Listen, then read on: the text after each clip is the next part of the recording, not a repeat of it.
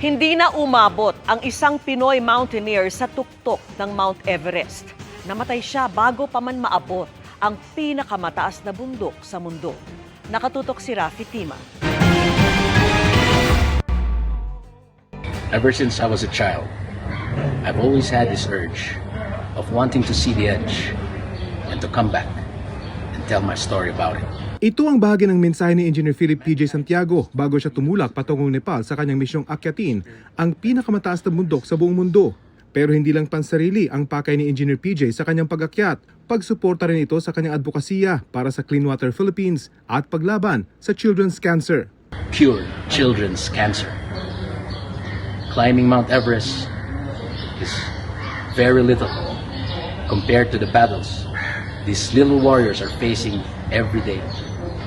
And we aim to give attention and awareness to their plight and for their cause.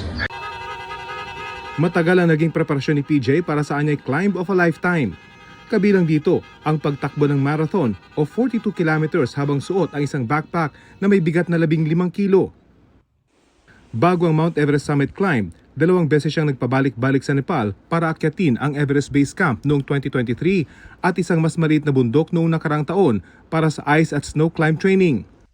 Nitong Abril, tumulak siya pa Nepal kasama ang pinsang si Carl Santiago bilang base camp support staff. Bahagi si Engineer PJ ng isang climbing group na kinibibilangan ng mga climbers mula sa iba't ibang bansa. Noong nakarang linggo, tinamaan ng avalanche ang grupo ni Philip.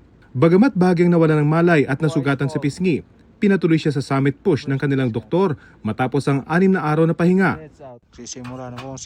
Sa Camp 4, huling nakitang buhay si Philip. Mula rito sana'y magtatangka siyang maging ika-6 na Pinoy na makarating sa tuktok ng 29,000 talampakang Mount Everest. Sa ngayon, hindi pa naibababa ang kanyang labi mula sa bundok.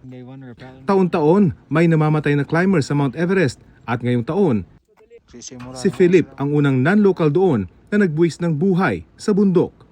Family, friends, supporters and sponsors, we thank you. Together, let's do this. Para sa GMA Integrated News, Rafi Tima, nakatutok, 24 oras.